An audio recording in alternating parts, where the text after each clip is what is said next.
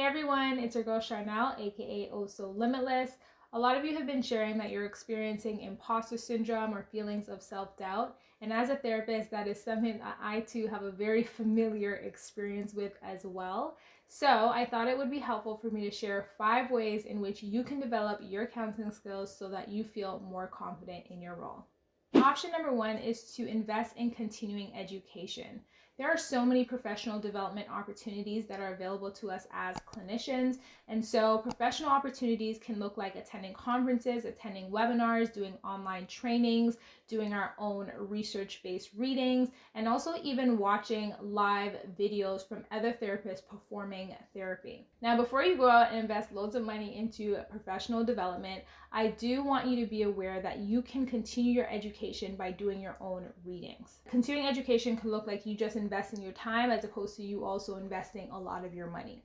Another thing that I want you to be cognizant of is that although there are many professional development opportunities online, not all of them are created equally. And so I think it's super important to do your research before choosing and investing in one particular course or program that you choose to take. Now, your research can look like you asking other clinicians who may have taken the course. It could be you asking the providers of this course, if you can get references. It can also look like you looking at the online ratings to see what the feedback is about those specific courses that you're interested in. Another thing I would recommend is to not overwhelm yourself. You do not need to take so many different professional development courses in different categories because you will get overwhelmed and confused and possibly may not retain a lot of information. So continuing education is super important, but you have to be careful about the direction that you choose to go into and the courses and ways that you choose to invest in continuing education. Another way to improve your counseling session is to record your counseling sessions if your clients give you permission to do so.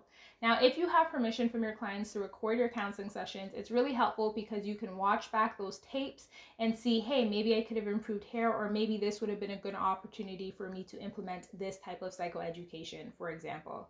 Another thing that's important in these counseling sessions, let's say, for example, clients don't want you recording their sessions, I think it's always important to ask your client how they felt about the session, if they have any feedback.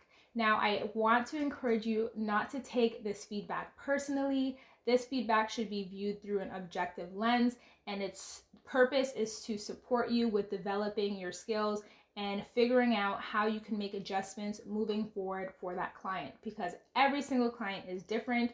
And so that feedback will help you adjust moving forward. Like, hey, maybe they want more material. Hey, maybe they want me to listen more. And so that will really help you develop your skills as a therapist, listening to your clients and meeting them where they're at. If you're enjoying this video, I ask that you give it a thumbs up. Now, option number 3 is to practice what you've learned. As therapists, social workers, counselors, part of our role is to educate our clients, to teach our clients, or even teach a room of people if we're doing a workshop, for example. And so our continuing education doesn't just stop at us learning or reading information. We also have to learn how to apply that information. And so in order to apply the information, we need to practice. Now, if you've ever played the game Sims, I grew up playing the game Sims and I absolutely loved it. But if you ever play the game Sims, there is this skill that you want your sim to develop, such as the charisma skill. In order to develop the charisma skill, the sim has to be looking in the mirror and practice speaking to themselves. That is one way that you as a therapist can develop your ability to teach information. Look into the mirror and literally say verbatim what it is that you would want to say to your clients if you're providing that psychoeducation. Another way that I like to practice teaching is I engage in role play with my husband. I get him to sit down, he creates the character that he's going to be, and then it allows me to not only actively listen, not only build rapport, but it also allows me to think on my feet and actively apply the skills or techniques that I want to apply in that specific session.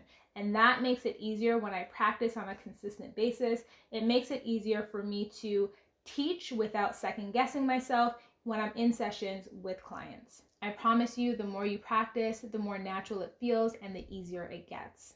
Option number 4 is to hire a clinical supervisor. Clinical supervision can look like you meeting with your supervisor one-on-one. You can meet with a supervisor in a dyadic situation, so the supervisor and yourself and another therapist getting support from that supervisor, or it can even be group supervision or even peer supervision, right? And I think it's super important for us all to invest in clinical supervision because you get a different perspective about how you can deal with certain situations, and that always helps with learning. A great supervisor is going to be able to coach you, teach you, mentor you, and provide you with administrative support so that all of the things that you're doing is in alignment with the governing body that you are regulated underneath as a therapist.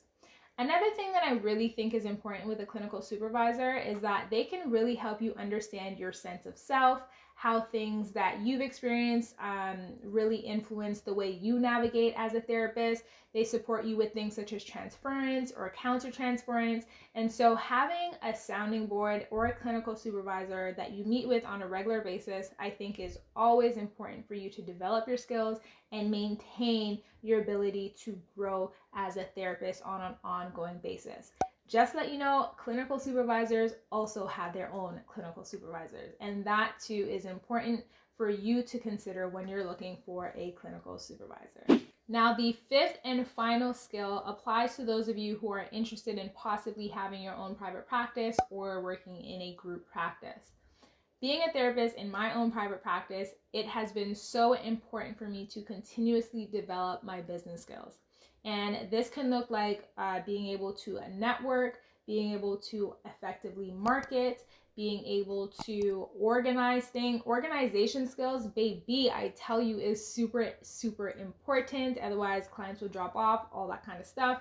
And the other thing that I think is super important is customer service. Not everyone has great customer service skills, and I think this is key to ensuring that you maintain your caseload and also attract clients to your services and have clients wanting to use you as their therapist.